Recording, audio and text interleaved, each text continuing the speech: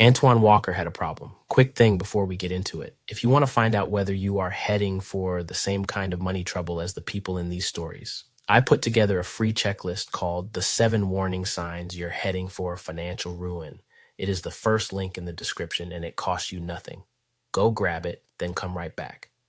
The problem was not that he had earned $110 million playing in the NBA. The problem was that 2 years after he retired, he stood in front of a bankruptcy judge with $12.7 million in debt and almost nothing left. His accountant told him something that should not be possible. He said, "It is all gone. $110 million gone in roughly 4 years." And what makes this story different from every other broke athlete story is that Antoine Walker saw it happening. He knew the money was leaving and he could not stop it. Antoine Walker grew up in the Cabrini Green housing projects on the north side of Chicago. This is important context. Cabrini Green was one of the most notorious public housing developments in American history. Gang violence, poverty, drive-by shootings. People who grew up there describe a world where you learned very early that things could disappear without warning. People, opportunities, stability. For Antoine Walker, basketball was the exit. He was a big man who could shoot threes, pass, rebound, and score from anywhere on the floor. He became one of the best players in Illinois high school basketball. He chose the University of Kentucky. He played under Rick Pitino, and in 1996, Kentucky won the national championship. Walker was a key piece on a roster built to dominate college basketball. That same year, he left Kentucky early and entered the NBA draft. The Boston Celtics selected him 6th overall. He was 20 years old. He had never had money. He had grown up in a place where money was a thing other people had. Now he had more than he could count. Antoine Walker was a legitimate NBA star, not a fringe player, not a guy hanging on rosters, an all-star. He made the all-star team twice. He averaged over 20 points per game for multiple seasons. He was one of the few power forwards in the league who would pull up and shoot a three-pointer from 30 feet, and he made enough of them that coaches had to respect it. His rookie contract paid him $8 million. Then came a 6-year, $71 million extension with the Celtics, one of the biggest deals in franchise history at the time. He later played for Dallas, Atlanta, and Miami, with each team paying him millions. In 2006 in Miami, he won an NBA championship alongside Dwyane Wade and Shaquille O'Neal. The Heat were heavy underdogs against the Dallas Mavericks. They trailed 2 games to none. They won 4 straight. Antoine Walker had a ring. By the time he retired after the 2008 season, he had earned an estimated $110 million in NBA salary. That does not count endorsements or personal appearances or the other income that comes to a player of his profile. And he had been spending every dollar since the day he signed his first contract. The house outside Chicago was enormous. The cars were numerous. Multiple Bentleys, a Rolls Royce, a fleet that people who saw it described as filling a parking lot. He had an entourage, not small, people from Cabrini Green, old friends, family members.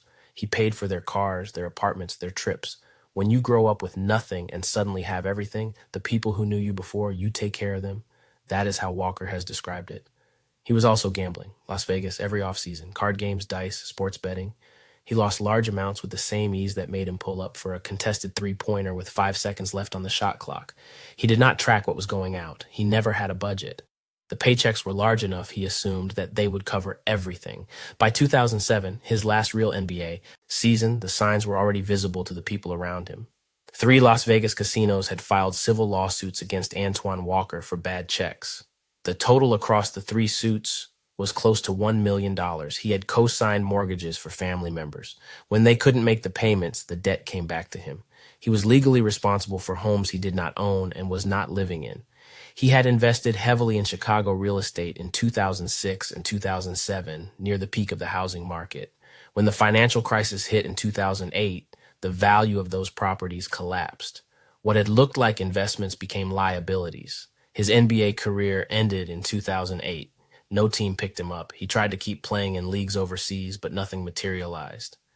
In 2010, 2 years after his last NBA game, Antoine Walker filed for Chapter 7 bankruptcy. He listed $12.7 million in debts. The list of creditors included the casinos, mortgage lenders, credit card companies, the IRS, and individuals who had loaned him money. His assets were essentially nothing. The mansion was gone, foreclosed. The cars were repossessed. The accounts were empty.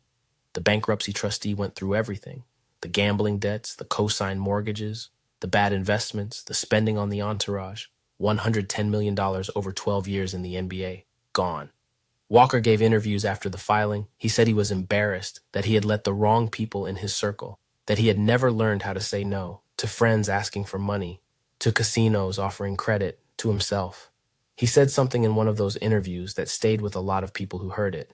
He said he thought the money would always be there, that when you grow up with nothing, you cannot really believe the money is temporary. You act like it is permanent because permanence is what you always wanted.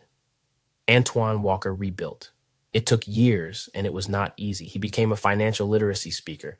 He visits NBA training camps and talks to young players about what happened to him, the specific decisions, the specific amounts, the specific moment when he understood it was all gone.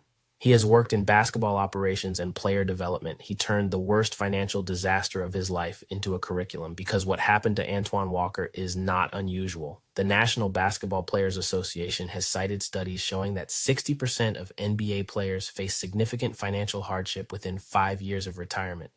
A league where the minimum salary is over $1 million a year. 60%. Antoine Walker earned $110 million. He lost it in 2 years.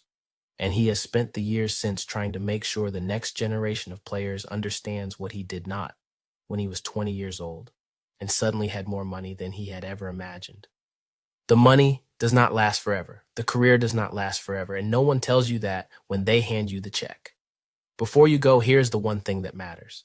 If this story hit close to home, I took the biggest lessons from